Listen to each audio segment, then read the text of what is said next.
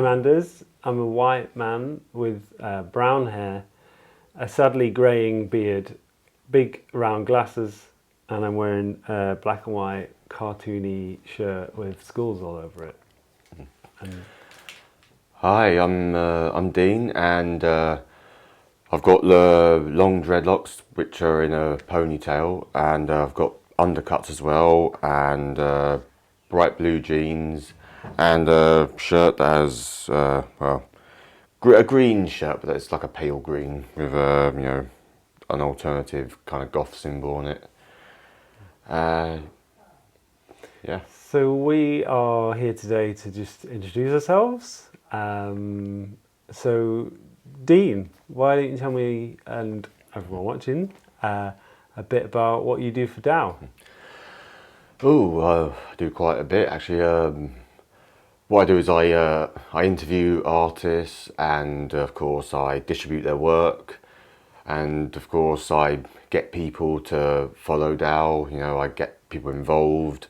So I'm also, as well as the digital influence, I'm also an ambassador. Because I'm getting people. Basically I'm helping expand Dow's audience. Yeah, flying the flag. Basically, yeah, I'm a mascot. Nice. And how long have you been doing that for?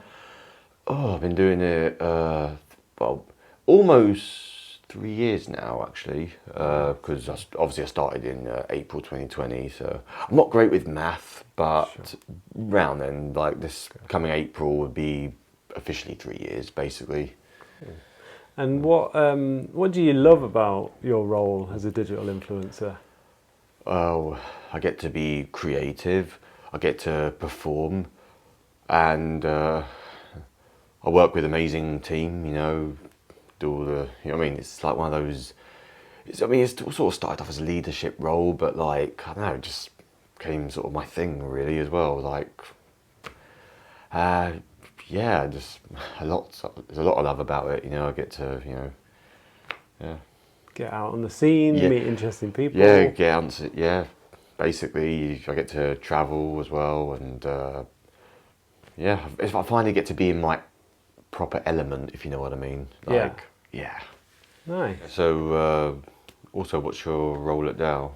So much like Lowry, who you've interviewed before, I'm a creative support mentor, so I work with you to help facilitate your ideas, help make sure you're supported, you're inspired, you're feeling confident, and so things like Vogellock, your animation or your interviews, that we can keep the ball rolling on them and get them out there and get people excited about your work. Well, especially the kind of work you did before this. I mean, you help people get their ideas out and make sure they're all on the right path. So yeah. Quite a lot of my work has been about supporting people's creativity. I'm here to help you get your ideas out there. So I ran a record label, and I was a gig promoter, and I've worked in like cinemas and for comedy festivals.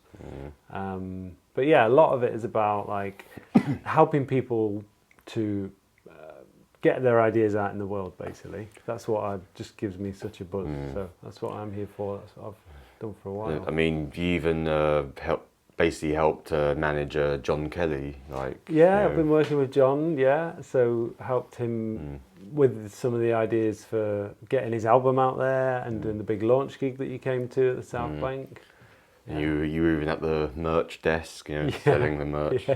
Gotta get those CDs and t-shirts. Even gave me that free little sticker, which I've actually got on the back of my phone still. I'm like, nice. Again, flying the flag. Yeah, good. Yeah.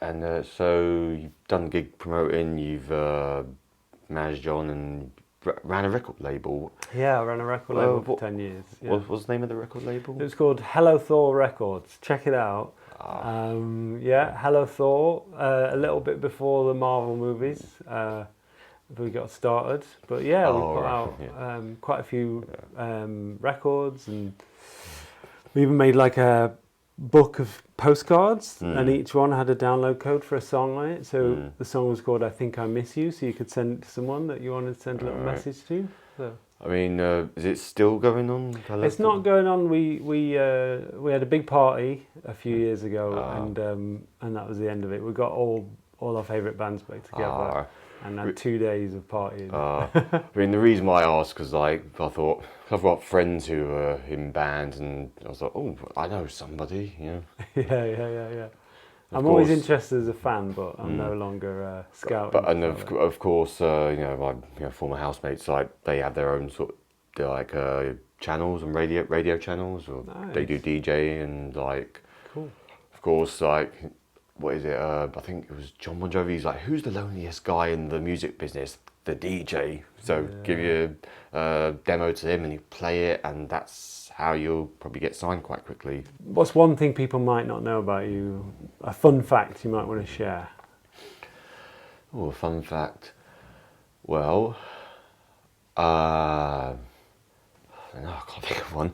There's probably a lot, like, well, I'm very, very adventurous, and yeah, I mean, I like visuals and colours and patterns. With my visualness, it's like, yeah, that's my thing. Yeah, a lot of the time when we're talking about stuff, like the references you use are very visual, like a lot of cinematic things, like your favourite films or moments from your favourite videos and stuff like that. And then, of course, your animation is really visual. Yeah. You created. I remember the first time I even did stop motion. It was I think it was 2006. Yeah, when I was at school, and this guy Patrick Vale.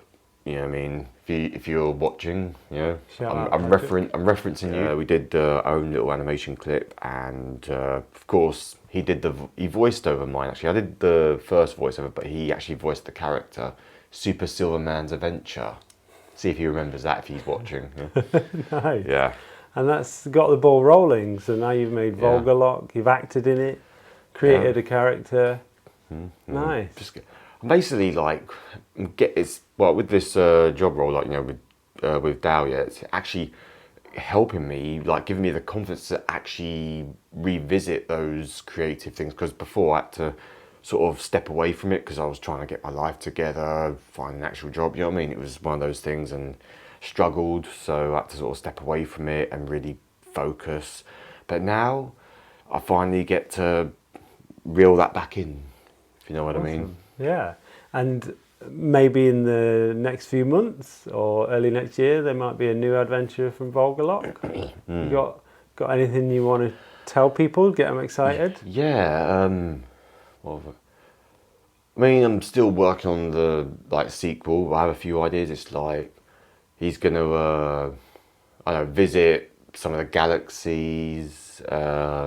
He's gonna do a lot. I mean, there's obviously, like I said, this first one was sort of like basically a backdoor pilot, a taster of what's to come. So as much as you love a gallivant, he's going to go on his own intergalactic gallivants, is he? He can gallivant to places that I can't gallivant to.